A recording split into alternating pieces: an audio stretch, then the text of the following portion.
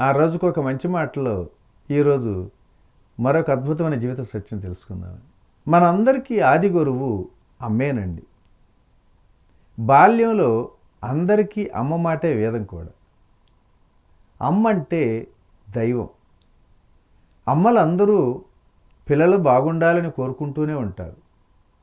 కలకాలం సుఖంగా సంతోషంగా తన సంతానం గడుపుతూ ఉంటే కళ్ళారా చూసి ఆనందించేది అమ్మే. అన్ని ప్రేమల కన్నా తల్లిపేగు బంధం వీడని అనుబంధమై ఆమెను ఏ త్యాగానికైనా పురిగొల్పుతుంది. బిడ్డల భవిష్యత్తు కోసం తల్లి తన సర్వస్వం ధారపోస్తుంది. భూదేవిలా ఓర్పు వహించి వారిని పెంచి పెద్ద చేసి ఉగ్గపడుతూ బిడ్డలను లాలిస్తుంది. గోరుముద్దలు పెడుతూ ముద్దులు కురిపిస్తుంది. ఊయల ఊపి జోలపాడి నిద్రపుచ్చుతుంది. పెద్దవారయ్యాక బుద్ధిగా హుందాగా మెలగాలని తల్లి కోరుకోవటం దీవించటం తప్పేమీ కాదు. ఆమె మంచితనమే బిడ్డలకు శ్రీరామరక్ష. ఆమె ప్రేమానురాగాలకు సాటి రాగలిగేది, సాటి చేయగలిగేది అసలు ఈ ప్రపంచంలో మరొకటి లేనేలేదు. లోకంలో కొంతమంది చెడ్డ కొడుకులు ఉండవచ్చు, కానీ చెడ్డ తల్లి ఎక్కడా కనిపించదండి. ఈ మాట అక్షర సత్యం కూడా. ఎంతో ప్రేమతో పెంచిన బిడ్డలు బాధపడినా భంగపడినా ఆ తల్లి హృదయం తహతాలాడిపోతుంది. మనసు గిలగిల కొట్టుకుంటుంది.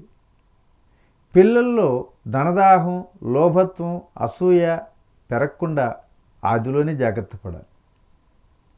పసితనంలో నాటిన ఉత్తమ సంస్కార బీజాలు పెరిగి పెద్దవై వారి జీవితాలను 3 పువ్వులు 6 కాయలుగా తీర్చిదిద్దుతాయి కూడా.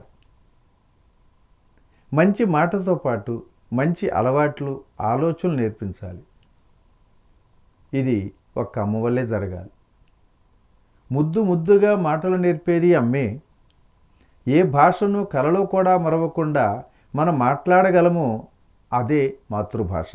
చదువు, సంస్కారాలు, విద్య, వినయాలు జంట పదాలు.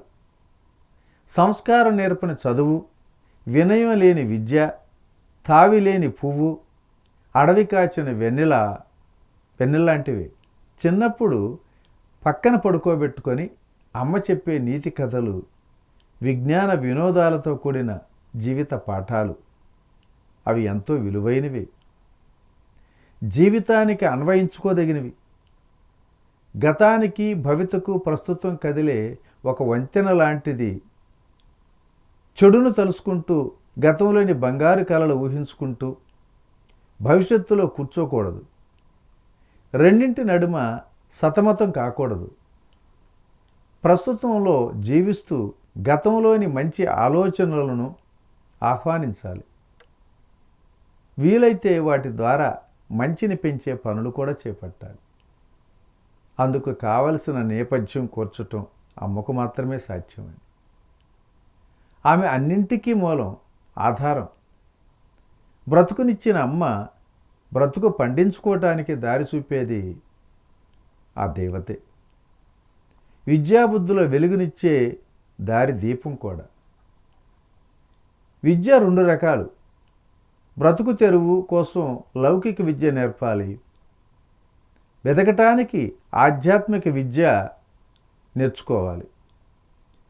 జీవితాన్ని ఆహ్లాదంగా, ఆనందంగా అనుభవించాలి.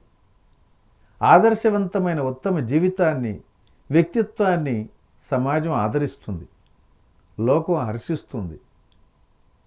కర్పూర నీరాజనాలు కూడా అర్పించి ఘనంగా స్వాగతిస్తుంది. 10 మందికి మేలు చేస్తూ తన మేలు కోసం పాటుపడటమే ఆదర్శ మానవ జీవితం కూడా. అదే ఆనంద యోగం. యోగం జీవితంలో ఒక భాగం. యోగం జీవితంలో ఒక భాగం అనుకుంటే దినచర్యగా మారి కొన్నాళ్లకు చప్పబడుతుంది. జీవితమే ఒక యోగం అయితే ప్రతి చర్య ఒక్క నిష్కామకరం అవుతుంది. గీత బోధించే కర్మ కౌశలాన్ని జనక మహారాజు లాంటి వారు చేసి చూపించారు కూడా. సతీమ తల్లి అడ్డాలతోనే బిడ్డలకు లాలిపాటలలో వేదాంతం రంగరించి వైరాగ్యం బోధించింది. రాజ్యాన్ని రాచరికాన్ని కాలదన్ని వారు మహర్షులు కూడా అయ్యారు. తల్లులందరూ తమ కన్న బిడ్డలను మహర్షులుగా మార్చవలసిన పని లేదు. మంచి మనిషిగా తీర్చిదిద్దితే చాలండి. మరి ఈరోజు ఈ మంచి మాటను ఇంతటితో ముగించుకుందాం. రేపటి రోజుని మరొక జీవిత సత్యం ద్వారా కలుసుకుందాం. Okay, thank you. ఇట్లా మీ రామిరెడ్డి, మానస సరోవరం.